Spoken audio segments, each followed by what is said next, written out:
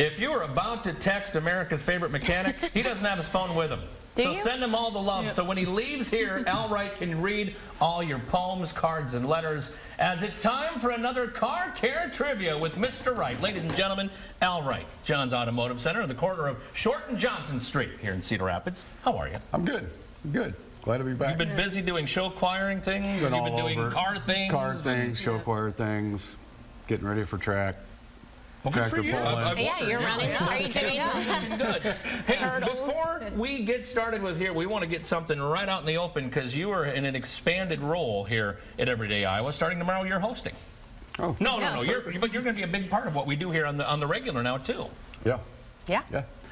We are, John's Automotive has had the opportunity to be the sponsor for Everyday Pets, so we're looking forward to that, and thank you guys for the opportunity. There you go. Yep. So starting Friday, cats will be changing your oil at John's Automotive. So. I wouldn't trust a cat. Shepherds. Maybe no. A German. Well, the German Shepherd will Friday. Yeah. So maybe we a German can do Shepherd. that. Okay. I'll tune in just to watch that. We can do it. All right. Are you ready to dive in?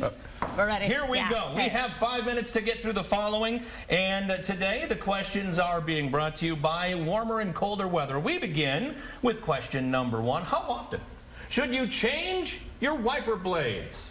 Once a year, when the light tells you to, when Justin and Joe are predicting a lot of rain. I believe it was Catherine. A. You are correct. Once a year. I know my wiper blades. I might need some new Now, ones. whether they're in good shape or bad shape, just every year do it once. You know, they dry out, and a lot of people don't realize it. You know, we don't get rain for a while, and the wiper, the rubber will actually dry out, and all of a sudden they go to use them when we get rain, and all of a sudden it's like, oh man, these are terrible. So Best brand. I know you deal with these a lot. What's the one you recommend? we use the Anco blades. Okay. I mean, the Rain X blades are decent blades, but the Ancos are usually the ones that we've had the least amount of problems with and last the longest. Gotcha. There you go. All right. Question number 2. Let's talk about your battery. You'll get a charge out of this. What causes a battery to die? Extreme climates, running your accessories without the vehicle running, an improperly charging alternator, or D, all of the above? Ooh, it was a tie. Pick a number between 1 and 10.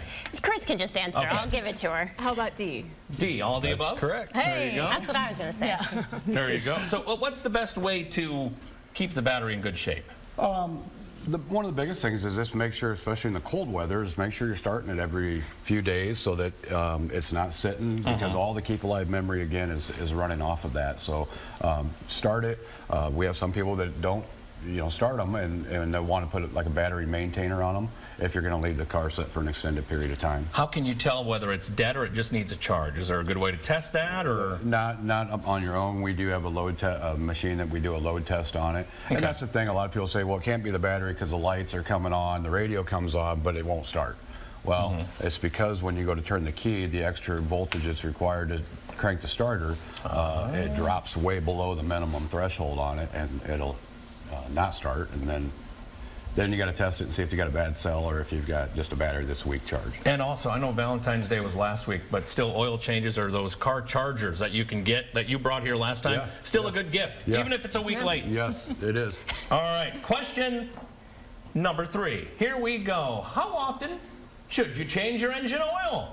Every 2,000 miles. When the light tells you to, every 3,000 to 5,000 miles, or when the engine starts making noise. I'm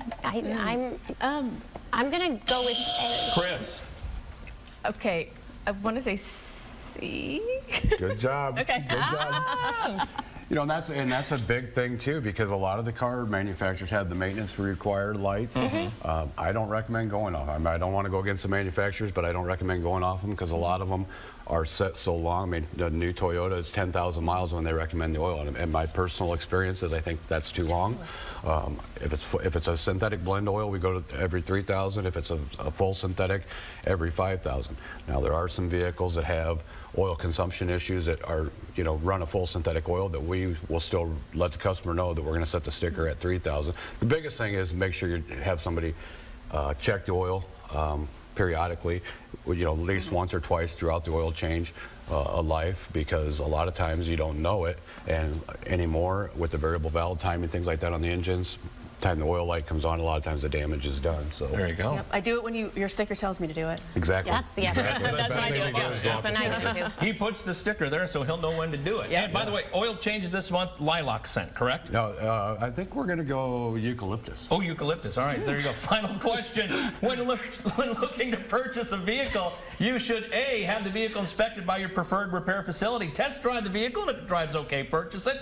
If it's a certified vehicle, just take their word for it. Catherine. A. Hey. Yes. I knew it. Good job. And we see that a lot. People go and buy a vehicle, and then they bring it to us after the fact, and we find out that the vehicle needs $3,000 to $5,000 of repair. You know, unfortunately, there's people out there that are just looking to make a dollar and want to sell the car, so they, you know, they hide a lot of stuff. Yeah. Is that All right. called a lemon?